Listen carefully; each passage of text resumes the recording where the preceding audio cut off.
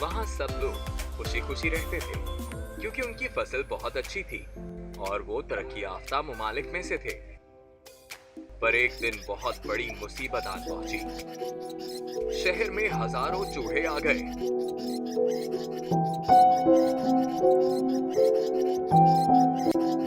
घरों में, बाजारों में, गलियों में और स्कूल्स में, दुकानों में, जहां देखो चूहे ही चूहे।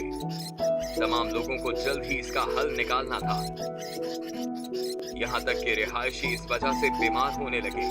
यहाँ का खाना पानी सब कुछ गंदा हो चुका था।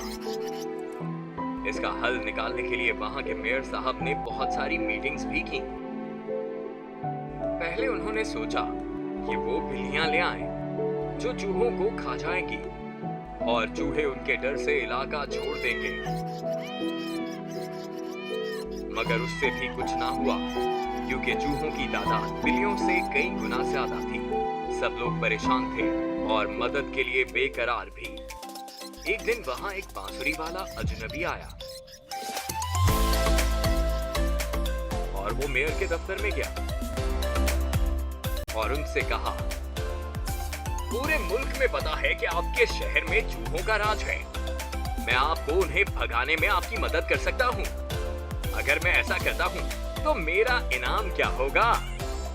मेयर साहब हैरान हो गए और सोचने लगे कि अचानक से कोई आकर कहेगा कि मैं इस शहर से चूहे भगा दूंगा। ऐसा कैसे मुमकिन है? मेयर साहब बोले, अगर तुम ऐसा करते हो तो मैं तुम्हें $10,000 इनाम दूंगा।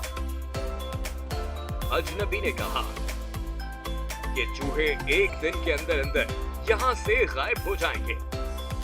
बस आप अपना वादा याद रखिएगा। ऐसा कहकर अजनबी वहां से चला गया। पर मेयर साहब उसे अपनी खिड़की से देखते रहे। फिर अचानक अजनबी ने भी जेब से बांसुरी निकाली और उसे बजाना शुरू किया। उसकी धुन बहुत अजीब सी थी जिसने चूहों को मगन कर दिया और वो मदहोश हो गए। अजनबी ने चलना शुरू किया और हजारों चूहे उसके पीछे चलने लगे।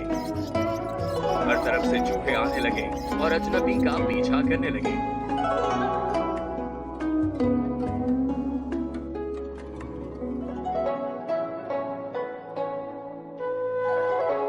शहरियों के लिए ये वाकया बहुत ही अनोखा था।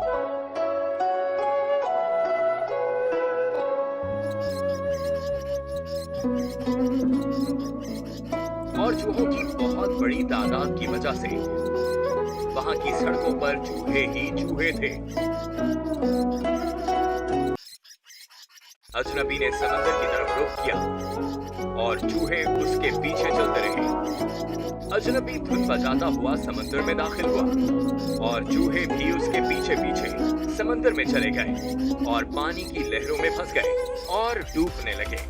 अजनबी ने अपने वादे के मुताबिक सारे शहर को चूहों से पार कर दिया। अजनबी वापस आया और मेयर के दफ्तर में अपना इनाम लेने पहुंचा। वहां मौजूद लोग ये नजारा देखकर बहुत खुश हुए और मेयर अपनी जुबान से मुकर गया, तुमने काम तो बहुत अच्छा किया है, मगर एक दिन के काम के लिए $10,000 बहुत ज्यादा हैं। तुम्हें सिर्फ और सिर्फ $500 दे सकता हूँ। और फिर मेयर ने बातों बातों में उसको एक धेला भी ना दिया और अजनबी ने सबको गुस्से से देखा और कहा, अब मैं एक ऐसी धुन बजाऊंगा जिसका अंजाम देखकर आप खुश नहीं होंगे।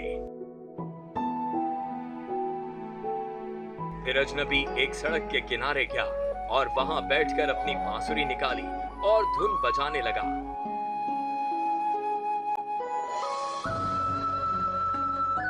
उसकी अजीब सी धुन सुनकर सारे शहर के बच्चों ने खेलना कूदना बंद कर दिया और उसके पास आ गए। अजनबी चलते चलते शहर से बाहर निकल गया और कहीं पहाड़ों में गायब हो गया और उसके पीछे पीछे बच्चे भी गायब हो गए। बच्चों के माँ बाप बहुत ही परेशान थे और वो शिकायत के लिए मेयर के पास गए। मेयर भी बेचारा मजबूर था।